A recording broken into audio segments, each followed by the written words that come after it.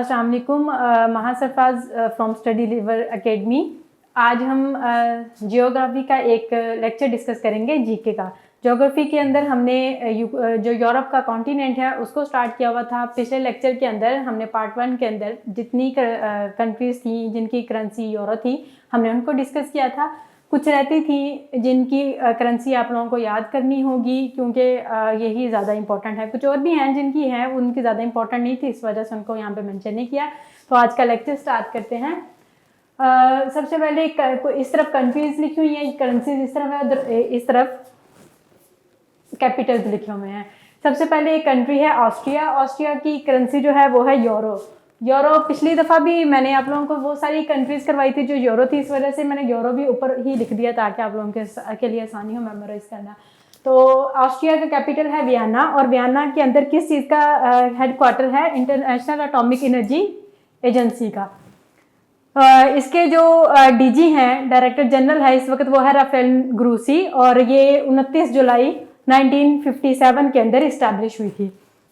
और ये जो है न्यूक्लियर वेपन्स वगैरह उनका पीसफुल यूज़ को ये इंश्योर करवाती है। फिर उसके बाद है स्लोवाकिया। स्लोवाकिया का है यूरो, और इसकी जो कैपिटल है वो है ब्राटिस्लावा। फिर उसके बाद माल्टा। माल्टा का जो कैपिटल करेंसी है वो भी यूरो है, और वलीटा इसकी कैपिटल है।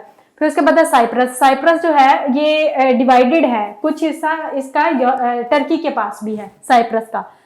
तो साइप्रस का जब हम कंट्री को डिस्कस करेंगे फिर मैं आप लोगों को बताऊंगी कि टर्की ने किस तरह से क्यों इसको लिया था। लिया वैसे 1974 में था। फिर उसके बाद इसकी जो कैपिटल है वो है निकोशिया। और फिर उसके बाद आयरलैंड। आयरलैंड जो है इसकी करेंसी भी है यूरो, और डबलिन इसका कैपिटल है। और आयरलैंड जो है ये भी एक पार्ट होता था, इसकी भी डिवीजन हो गई थी 1921 के अंदर। इसके दो पार्ट बन गए थे, एक था नॉर्दर्न आयरलैंड और एक रिपब्लिक ऑफ आयरलैंड। जो ये जो इसका नॉर्दर्न आयरलैंड है वो यूके के पास चला गया था, यूके के पास है अभी भी वो। तो ये इस कंट्री के अंदर ब्रिटिश रूल को वो ख़त्म करना चाह रहे थे, इस वजह से इसकी वहाँ पे डिवीजन हुई थी। तो जिन्होंने ज्वाइन करना था उन्होंने कर लिया यूके को, बाकी अलहदा हो गए थे।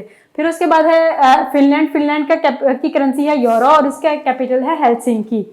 और फिनलैंड को कहते हैं लैंड ऑफ 1000 लेक्स।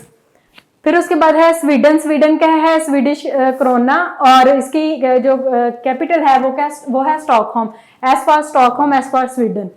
तो इसके अंदर यहाँ पर स्वीडन के अंदर 5 नोबेल प्राइजेस दिए जाते हैं। नोबेल प्राइजेस की डिटेल हम थोड़ी देर बाद पढ़ेंगे लेक्चर के एंड पे, लेकिन मैं बता देती हूँ यहाँ पे कौन कौन से नोबेल प्राइजेस दिए जाते हैं। फिजिक्स का है, केमिस्ट्री का है, उसके बाद लिटरेचर का, इकोनॉमिक्स का, और एक मेडिसिन का यहाँ पे दिया जाता है। 5 के दिए जाते हैं स्वीडन के अंदर। उसके बाद नॉर्वे। नॉर्वे के अंदर है इसका एन क्रोना, और ओस्लो इसकी कैपिटल है, और यहाँ पे पीस प्राइज दिया जाता है। जो प्राइजेस है ये 6 किस्म के होते हैं। 500 मैंने आप लोगों को बता दिया स्वीडन के अंदर दिए जाते हैं, जो एक रह जाता है पीस प्राइज वो ओस्लो के अंदर दिया जाता है, नॉर्वे के अंदर। इसका नॉर्वेन क्रोना इसकी करेंसी है, और ओस्लो इसका कैपिटल है। फिर उसके बाद है डेनमार्क। डेनमार्क जो है वो है डी क्रोना, और इसका कोपनहेगन इसका कैपिटल है, और ये जेटलैंड पेनिनसुला के ऊपर है। फिर उसके बाद आइसलैंड। आइसलैंड का आई क्रोना, और रिकजाविक इसका कैपिटल है। फिर उसके बाद है यूके। यूके का है पाउंड स्टर्लिंग, और लंदन इसका कैपिटल है। और जो यूके है, सॉरी ये मैंने यूएस लिख दिया, यूके है। जिस तरह से यूनाइटेड स्टेट्स ऑफ अमेरिका है वहां पर स्टेट्स है ना, इसी तरह से यूनाइटेड किंगडम है, यहाँ पे भी स्टेट्स हैं। 4 स्टेट्स हैं इसकी। एक है वेल्स, नॉर्दर्न आयरलैंड मैंने पहले जिक्र किया, स्कॉटलैंड और इंग्लैंड, 4 इसकी स्टेट्स हैं। फिर उसके बाद है यूक्रेन। यूक्रेन का है हिर्वेनिया, ये हम अक्सर डिस्कस करते रहते हैं, और कैपिटल है इसका कीव, ये भी अक्सर डिस्कस करते हैं। और रशिया ने इसको इन्वेड कब किया था? 24 फेब 2022। तो इसकी रिसेंट न्यूज़ ये भी आई हुई थी कि जो यूक्रेन के ऊपर, जिन रीजन्स के ऊपर रशिया ने अटैक किया है, वहां पर जो लोग रहते हैं उनमें उसने एक रेफरेंडम करवाया, सो कॉल्ड रेफरेंडम उनका कहना है कि करवाया है, और उन लोगों ने विल अपनी शो की है कि हम रशिया को ज्वाइन करना चाह रहे हैं। अब देखें आगे क्या होता है। फिर उसके बाद है यूक्रेन जो है ये यूएसएसआर का हिस्सा रहा है 1922 से लेकर 1991 तक। 1922 से लेकर 1991 तक यूएसएसआर का हिस्सा रहा है।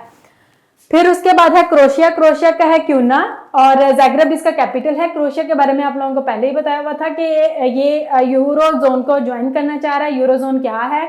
यूरो जोन एक वो जोन है जिसके अंदर वो कंट्रीज हैं जिनकी यूरो करेंसी है और देयर आर 19 कंट्रीज। तो ये ज्वाइन कर लेगा 1 जनवरी 2022 को क्रोएशिया।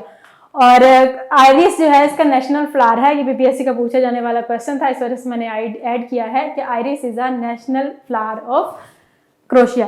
फिर उसके बाद है बल्गेरिया। बल्गेरिया का है लेव और इसकी कैपिटल है सोफिया और वहाँ का रोज ऑयल बहुत ज़्यादा इम्पॉर्टेंट है या फिर बहुत फेमस है वहाँ का।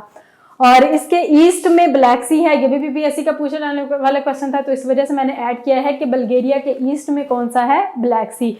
तो आप लोगों ने परेशान नहीं होना कि मतलब मैं कुछ चीज़ें बस आप लोगों को करवा रही हूँ, ये सिर्फ आप लोगों की बेस बना रही हूँ। बाद में आप लोगों को भी पता है हमने जिस तरह से नॉर्थ अमेरिका, साउथ अमेरिका की कंट्रीज़ को डिस्कस किया, इसकी भी एक एक कंट्री को हम डिस्कस करेंगे।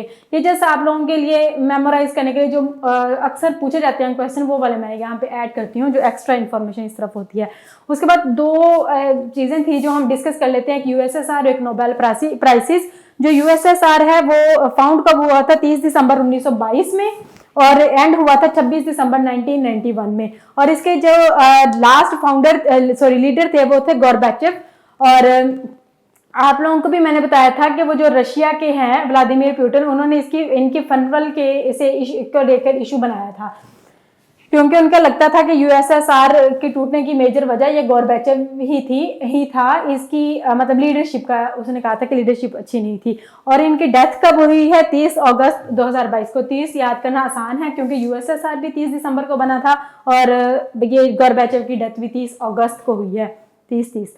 फिर उसके बाद नोबेल प्राइसेस। नोबेल प्राइसेस जो हैं ये टोटल देयर आर 6 और 5 दिए जाते हैं स्वीडन में, 1 दिया जाता है नॉर्वे के अंदर। नॉर्वे के अंदर जो दिया जाता है वो है पीस प्राइज। और ये स्टार्ट हुए थे 1901 के अंदर, इनको देना स्टार्ट किया गया था। और ये किसने स्टार्ट किया था? अल्फ्रेड नोबेल ने। Alfred Nobel was from Sweden. और जब इनकी डेथ हुई थी तो तब इन्होंने 5 फील्ड्स के अंदर मेजर स्टार्ट किया था नोबेल प्राइसेस। लेकिन बाद में 1969 में स्वीडन है उसने इसके अंदर एक और नोबेल प्राइसेस ऐड किया था, वो था इकोनॉमिक्स का। और वो कब ऐड हुआ था? 1969 में। ये भी अक्सर पूछा जाने वाला क्वेश्चन है। आज के लिए इतना ही था। कोई सजेशन हो तो आप लोग कमेंट बॉक्स में बता सकते हैं, मैं साइड पे हो जाती हूँ, स्क्रीनशॉट ले लें।